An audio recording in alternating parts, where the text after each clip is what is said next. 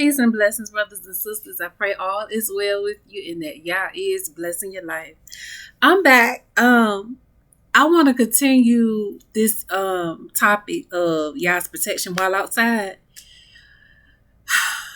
I, I did a video fine. It's just I want to expound a little bit more on my experiences while being outside. So the first thing I want to talk about is a few months after being outside, after I dropped my daughter off, I dropped her off towards the end of July. I left my apartment in the end of May. So 2 months after I left my apartment and dropped my daughter off, that's when things started getting real. But when I dropped her off, I told her, I said, they're going to be asking you a whole bunch of questions, but you don't talk to them about really nothing. Just act like you don't know. And so for a few months, I'm assuming she did just that. But then y'all dropped on me some kind of way that I was gonna run into somebody. Somebody was gonna come looking. And so lo and behold, this one particular day, I'm parked at the Walmart like I'm always parked, just sitting there looking real stuck. And my brother pull up. He get out the car, acting. He's an actor. So come on, let's go. And all is here. And I'm like, go where? With who? Because I'm right here. This where y'all got me. This where I'ma be until he say different. So all these crocodile tears coming, and he get on the phone with my mama talking about I found her.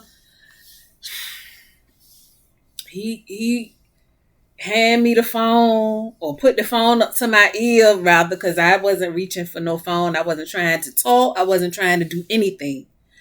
And she said something about come on home or something, and I didn't have nothing for her. See, at this point I already know you. I don't have nothing for you, lady. I don't have nothing for you. And she felt it through the phone, because I didn't say nothing to her. I know how to shut that down. I know how to kill it. And that's exactly what I did. Told him, look, you might as well get in your car and ride. Go your way. Because this is where I'm going to be at. Y'all had shown me everybody's face, everybody's true intent, regardless of what they say out of their mouths. Whatever expression is on their face, y'all showed me the truth about these people. So that's another reason why being outside is just something that had to happen. And I was okay with that. I was making peace with it, as the days was going by. Make no mistake, it was very difficult for me. It was not easy. It was not something that I would have chosen for myself. Because it was absolutely foreign. From the time I moved out of my mother's house at 18 years old up until that day I left my apartment, I had never been homeless. I never been outside. Never. But anyway. So I've done every season. Winter, spring, summer, fall in my car. This car's motor for the air, like air conditioning and heating, went out. So I did winter, summer, that first summer, fall, winter, without heat, without air conditioning. When I tell you that he was intent on pressing down on me. That's exactly what his intent was, to press. The pressing is for many different reasons, but the main reason to press is to see what I have in me, to see if I'm a last, and also to get oil.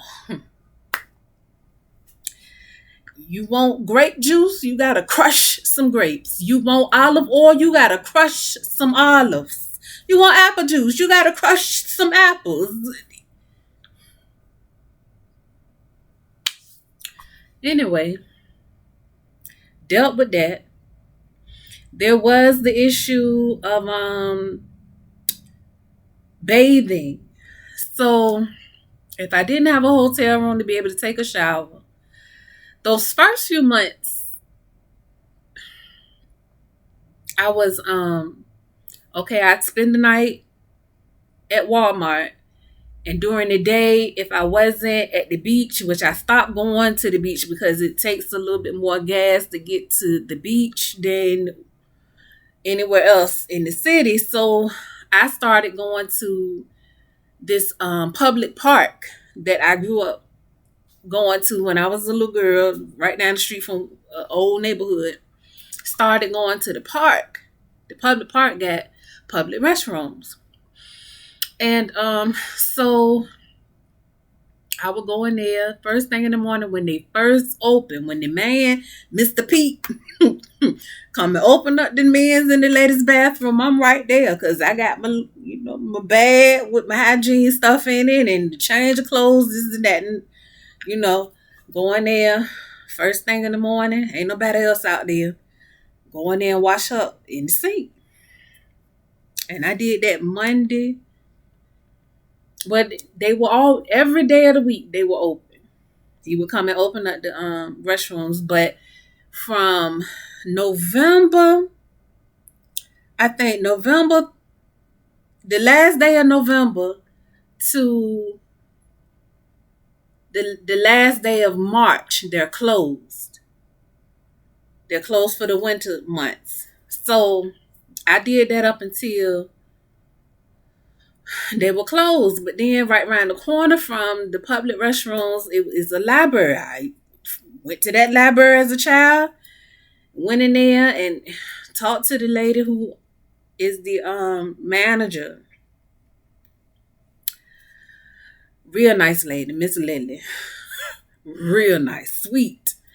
And told her, my situation. I was like, if it's an issue with me coming in here to use your restroom, just let me know. She was like, oh no, you more than welcome. And so I was doing that Monday through Friday, but on the weekends, the library is closed. So on the weekends, just gotta wait till Monday morning, to do what I need to do. And so, I survived the summer, the fall, the winter. The winter was kind of brutal. I mean, the summer was brutal too because it's no air, and being at the public park, around all them trees and grass and bushes and stuff, all the bugs, like every bug, bugs, I don't even think the bugologists know about. I seen so many different, but what kind of bug is that? And I don't do bugs. That's the thing. I don't particularly care for bugs. Like, some bugs are nice to look at, like ladybugs and dragonflies and things like that. But the flies and the mosquitoes, but I survived it. Praise y'all. But the winter, there's no heat in my car.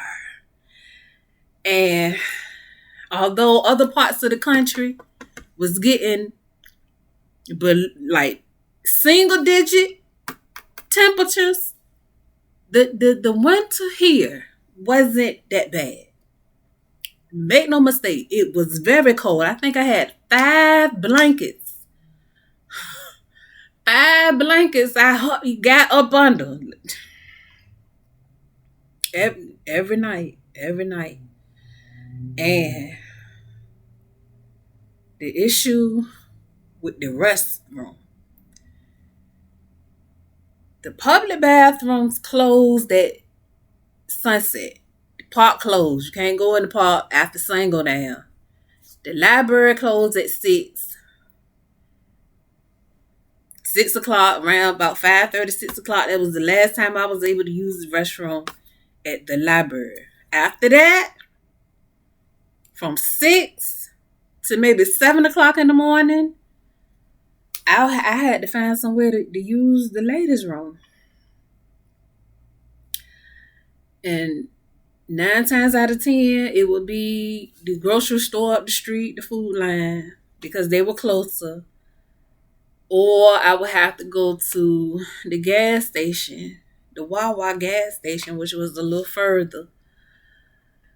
Just and either place, it had to be before 12, because Wawa stopped allowing people to come into the gas station at 12, and Food Line closes at 12. So from 12 to about 6, 7 o'clock in the morning, there was no restroom use. So I had to stop eating and drinking at a certain point during the day so I wouldn't have to use the bathroom overnight.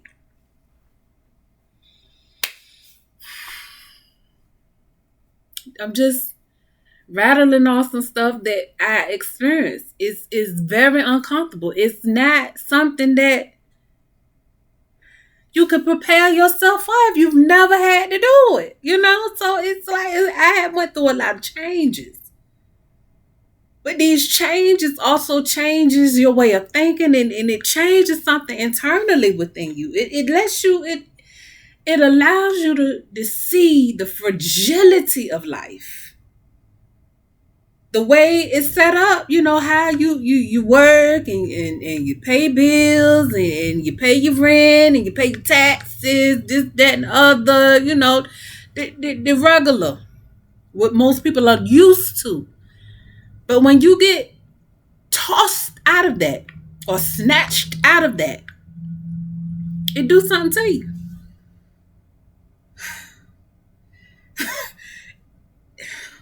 And it's one of them things that it's going to either make you or break you, babes.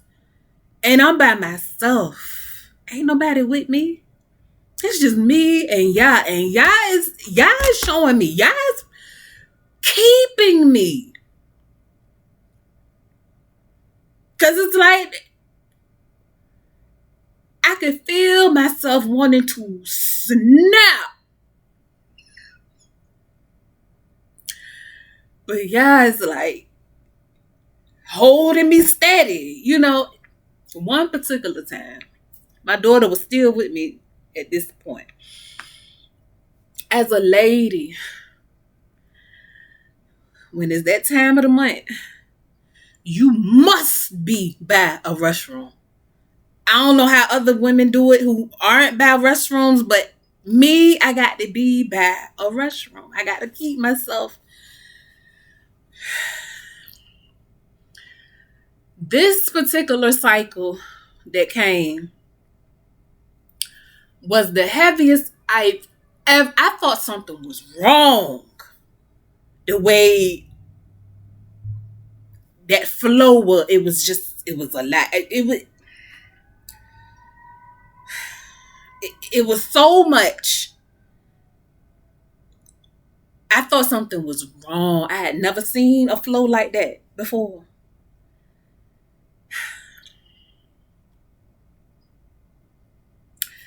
And then it wasn't a full 28 days after the next one. It happened 2 weeks later. Another one came 2 weeks later.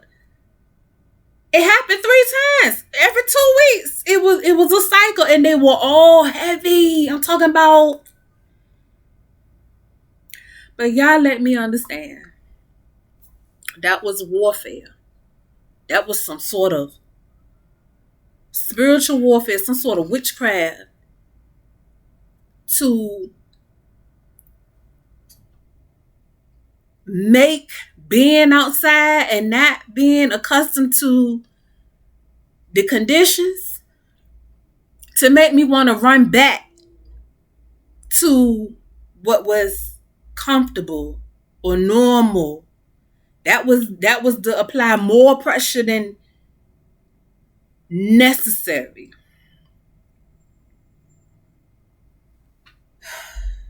Having to hold it together up here. That take a, oh my gosh, that take a lot.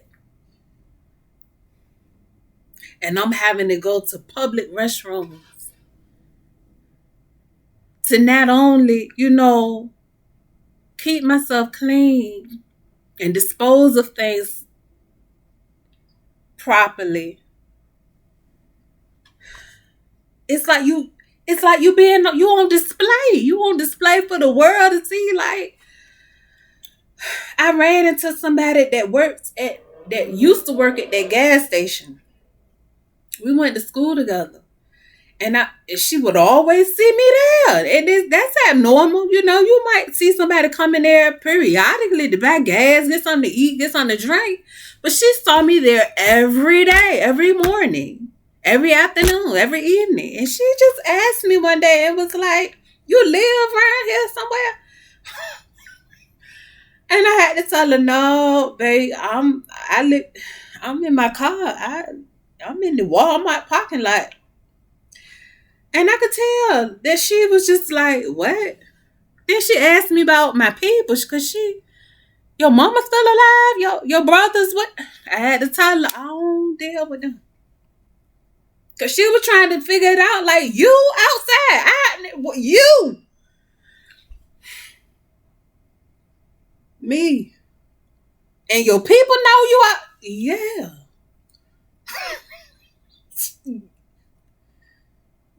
They part of the reason why I'm out here. But, I couldn't get into it with her about that, like. I just wanted to get on here, just expound on some of the things that I went through. And I think I'm going to do a part 3 because there's some other stuff. Some run-ins with people who are supposed to be XYZ, but they are far from it. Far from it.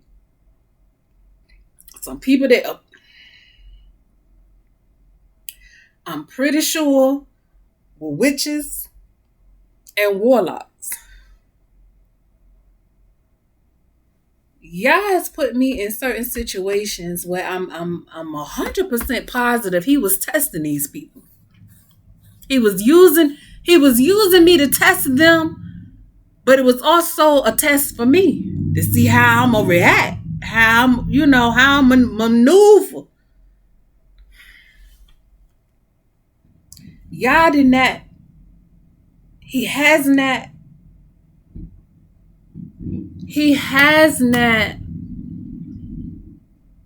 forsaken any opportunity.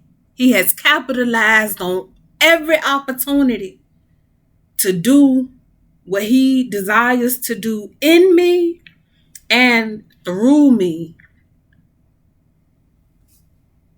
I know somebody know what I'm talking about. Every opportunity that he's seen, he used it. He let people come at me to build me up, to give me experiences, to give me a hurdle to jump over. I think I did pretty good. Like, you either gonna, like I said, you either gonna make it over this hurdle that's coming, or you not. One or the other.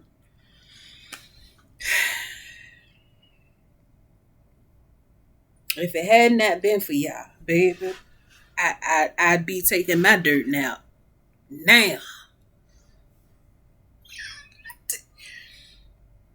These streets this society, the way people operate and maneuver in this society, love is scarce. Genuine love is scarce.